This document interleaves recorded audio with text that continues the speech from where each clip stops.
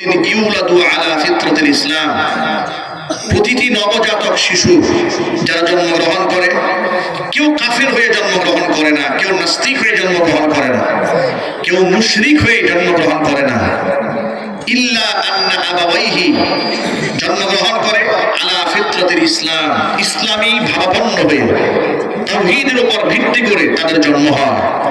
কারণ আলামে আরওয়াহে আল্লাহ পাক সকল রূহকে লক্ষ্য করে যখন বলেছিলেন আলাস্তু বিরাব্বিকুম, আমি কি তোমাদের রব নই, প্রতিপালক নই? তারা সকলে বলেছিল ক্বালু বালা, নিশ্চয় আপনি আমাদের রব। এর মানে আলামে আরওয়াহে আমরা রূহের জগতে যখন ছিলাম আল্লাহকে রব হিসেবে আমরা স্বীকৃতি দিয়েছি। এই পৃথিবীতে যখন আমরা আসি তখন আমরা বেগুনাহ মাসুম হয়ে রবের স্বীকৃতি নিয়ে আমরা দুনিয়াতে আসি।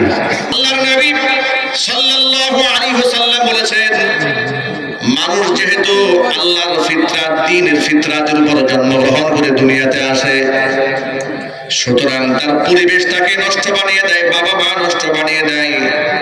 বাবা মা তার জন্য জান্নাতের ওসিলা হয়ে যায়, বাবা মা তার জন্য জাহান্নামের কারণ হয়ে দাঁড়ায়। আজকে আমাদের সন্তানেরা মাথার মধ্যে পাগড়ি পেয়েছে, 30 পারা কোরআনকে তারা হিফজ করেছে। আমার ভাষায় আমি বলবো, ধন্য মায়ের ধন্য সন্তানরা 30 পারা কোরআনের হাফেজ হয়। এই পৃথিবীতে যত হাফেজ কোরআন রয়েছে, কোরআনের ধারক এবং বাহক রয়েছে, তারা আল্লাহর কাছে এতটাই সম্মানিত আর মর্যাদার পাত্র। তারা যখন রাস্তায় হাঁটে, পৃথিবীর সম্মানিত ব্যক্তিদেরকে, রাজা বাচ্চাদেরকে লাল গালিচা সংবর্ধনা দেওয়া হয়, আর হাফেজ কোরআনরা রাস্তায় যখন হাঁটে, ফেরেশতারা রহমতের ডানাগুলা কার্পেট হিসেবে পায়ের নিচে বিছিয়ে দেয়। কোরআন হচ্ছে সম্মানের প্রতীক। হাফেজ সাহেব কত সুন্দর করে তিলাওয়াত করেছেন, মনে রাখবেন, বিশুদ্ধভাবে দক্ষতার সাথে যারা কোরআন তিলাওয়াত করে, নবী করিম সাল্লাল্লাহু আলাইহি ওয়াসাল্লাম বলেছেন, আল মাহিরু বিল কুরআনি মা'আস সাফারাতিল কিরামিল বাররা, দক্ষতার সাথে বিশুদ্ধভাবে যারা তিলাওয়াত করে তাদের মর্যাদা এতটা উপরে, নৈকট্যপ্রাপ্ত ফেরেশতাদের সমতুল্য তারা হয়ে যায়। ওয়াল্লাযী ইয়াকরাউল কুরআনা ওয়া ইয়াতাআতাউ, যারা ধাক্কায় ধাক্কায় ঠেলে ঠেলে কোরআন পড়ে, ওই সমস্ত ব্যক্তিরা কষ্ট হওয়ার পরেও বহু আশাকুন আলাইহি, তারপরেও কোরআন ছাড়ে না, তাদের কষ্ট হয়। আল্লাহর হাবিব বলেছেন, কষ্ট হওয়া সত্ত্বেও যারা কোরআন পড়া বাদ দেয় না, কষ্ট করেও কোরআন পড়ে, লাহু আজরান, আল্লাহ পাক ওই বান্দা বান্দির আমলনামার মধ্যে আল্লাহ ডাবল সওয়াব লিখে দেয়। কোরআনে কারীমের তিলাওয়াতের আমল করবেন। আজকে আমাদের সংসারে সুখ নাই, সমৃদ্ধি নাই, ডিভোর্সের সংখ্যা বেড়েছে, তালাকের সংখ্যা বেড়েছে, পরকীয়া বেড়েছে, ধর্ষণ বেড়েছে। কথা বলতে হবে, ঠিক কিনা? কি নাই আমাদের বলেন? আজ থেকে 50-52 বছর আগে লোক সংখ্যা কম ছিল, জনসংখ্যা কম ছিল, অভাব ছিল, অনটন ছিল। মানুষ, আমারও ছোটবেলার কথা মনে আছে, গ্রামগঞ্জে যখন আমরা থাকতাম, মানুষ এতটা খেতে পারতেন না, এতটা পড়তে পারতেন না। এখন গ্রামগঞ্জে মানুষরা সুন্দর খাচ্ছে, পড়ছে, ওঠা বসা করছে। এত কিছু থাকার পরেও কেন সমাজের মধ্যে ডিভোর্সের সংখ্যা বাড়বে? কেন তালাকের সংখ্যা বাড়বে? আগে খেয়ে না খেয়ে স্বামীর সাথে মাঠে ঘাটে মহিলারা দিনের বেলায় প্রচন্ড রোদে কাজ করেছে, কৃষক স্বামীর জন্য খাবার মাথায় করে বহন করে শেষ পর্যন্ত পৌঁছে দিয়েছে।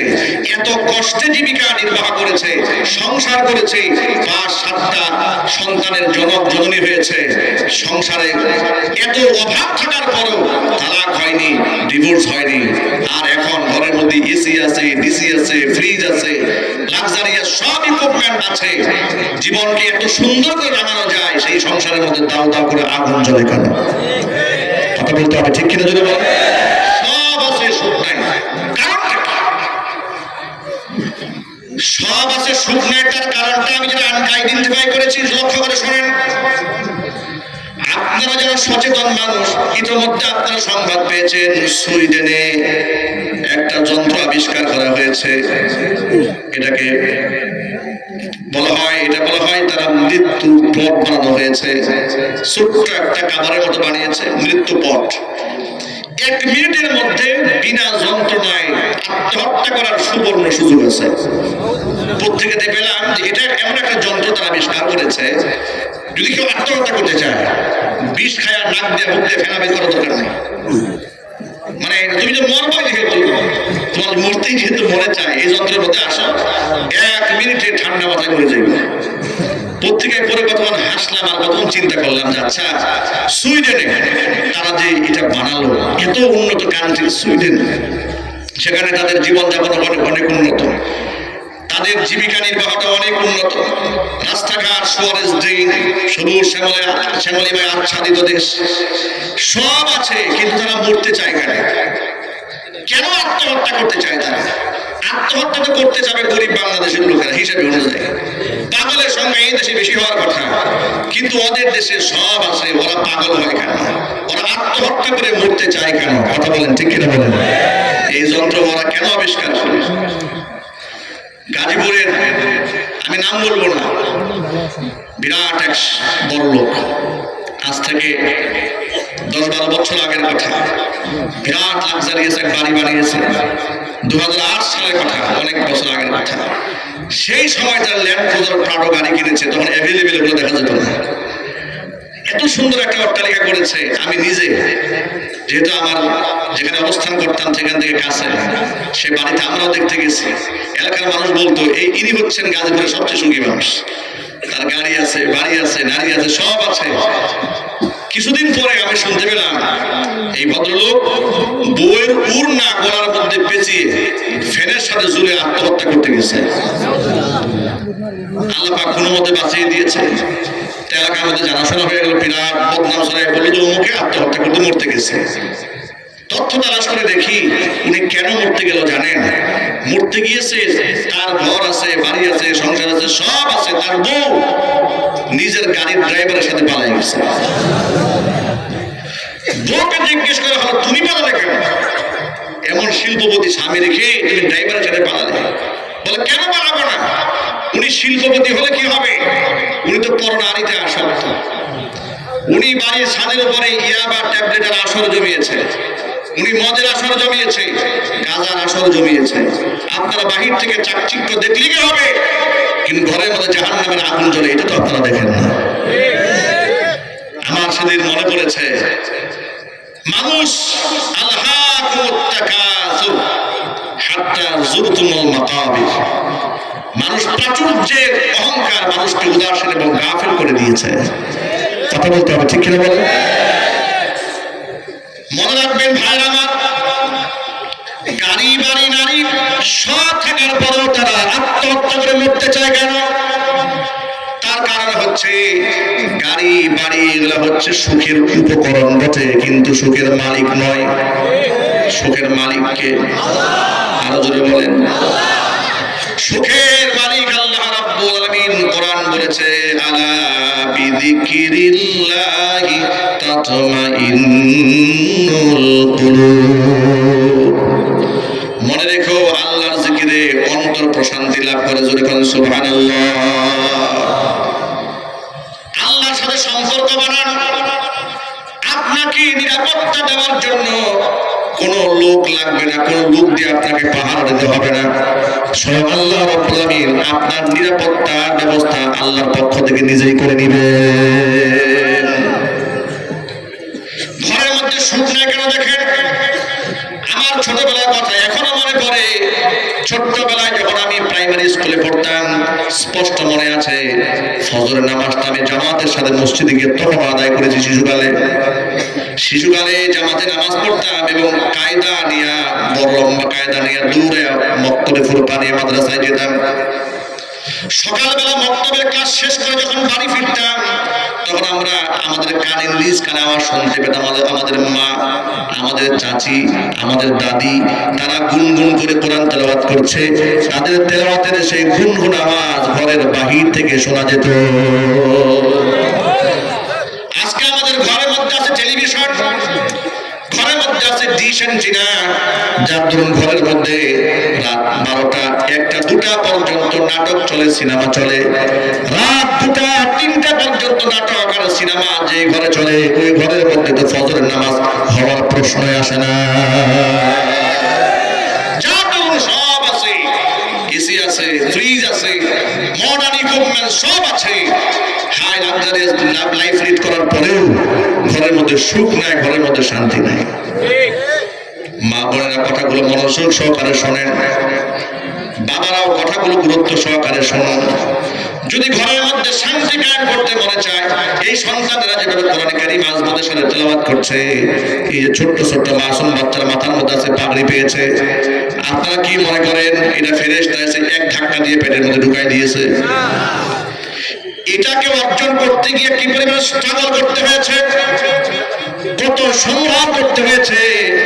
রাত যখন ভোর 4টা বাজে, 3:30 বাজে, অভিজ্ঞতার জন্য বলবো হিফজখানা মাদ্রাসাগুলোর মধ্যে একটু ঢোকেন, কওমি মাদ্রাসাগুলোর মধ্যে একটু ঢোকেন, গিয়ে দেখবেন রাত 2:30 বাজে, 3টা বাজে বেগুনাহ মাসুম বাচ্চারা তাহাজ্জুদের নামাজে দাঁড়িয়ে আছে। আমি নিজে হিফজখানার ছাত্র, আমি জানি রাত 3টা বাজে আমরা কম্পিটিশন করতাম কে কার আগে ঘুম থেকে জাগবে। যদি কোনোদিন দেখেছি আমার আগে কেউ উঠেছে, যদি দেখেছি কেউ 3টায় উঠেছে, আমরা প্রতিযোগিতা করে পরের দিন 2:30টায় ঘুম থেকে উঠে যেতাম। কার আগে কে সবক শোনাবে। আল্লাহর কোরআনকে যারা এমন মহব্বত করে অন্তরে ধারণ করে, আল্লাহ পাকের কাছে তাদের সীমাহীন মর্যাদা হয়ে যায়, কত সম্মান হয়। শোনেন, মান ক্বারাআল কুরআনা ওয়া আমিলা বিহি উলবিসা ওয়ালিদাহু তাজান ইয়াউমাল কিয়ামাহ দাউহু আহসানু মিন দাউইশ শামসি। এই পৃথিবীতে যারা আল্লাহর কোরআন তেলাওয়াত করে, কোরআন পড়ে এবং সেই অনুযায়ী যারা আমল করে, কিয়ামতে তার বাবা এবং মাকে আল্লাহ নূরের তাজ পরাবেন, মুকুট পরাবেন, যে মুকুটের আলো পৃথিবীর সূর্যের চাইতে উত্তম হবে। শুধু মুকুট পরায় ক্ষান্ত হবে না, বিশ্ববিদ্যালয়ে গ্রাজুয়েট কমপ্লিট করার পরে দেখবেন গাউন পরানো হয়, ঠিক কিনা বলেন? সম্মান হিসেবে গাউন পরানো হয়, মাথায় একটা ক্যাপ দেওয়া হয়, কারণ তারা বিরাট একটা স্টেজে পৌঁছে গেছে, এর সম্মান দেওয়া হচ্ছে তাদেরকে।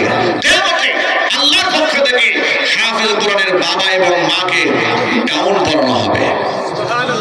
আরো আস্তে সুবহানাল্লাহ পড়েন।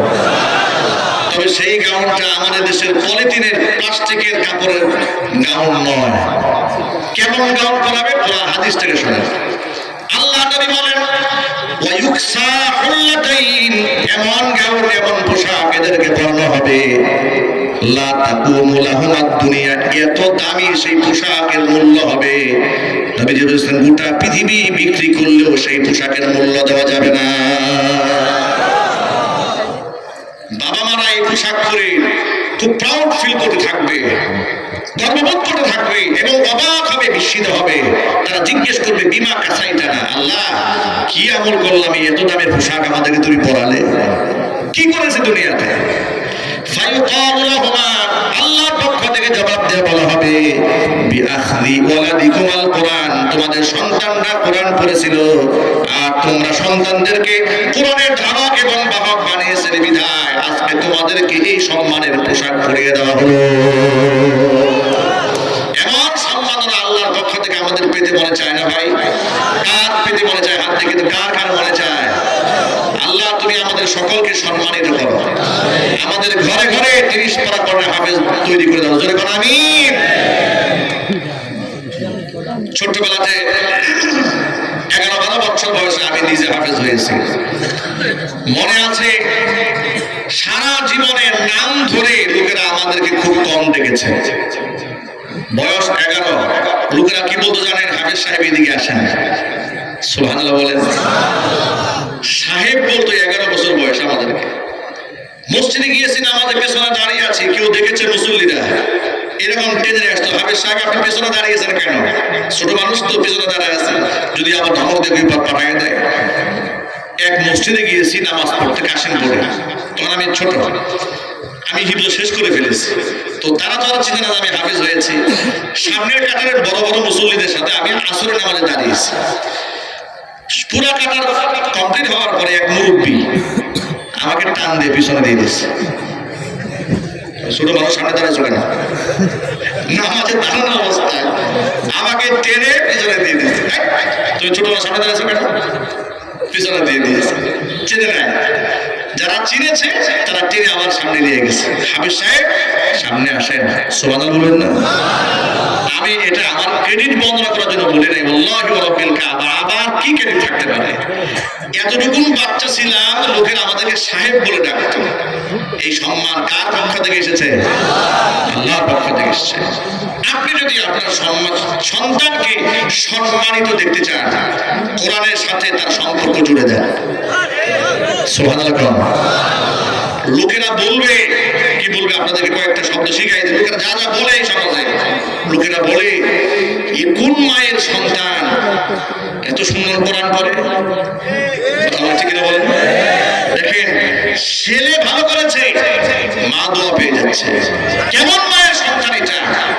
লোকেরা বলে আরে আপনার কেমন বাবা এই ছেলেকে জন্ম দিয়েছে, সুবহানাল্লাহ, দোয়া পেয়ে যাচ্ছে। আর যদি সন্তান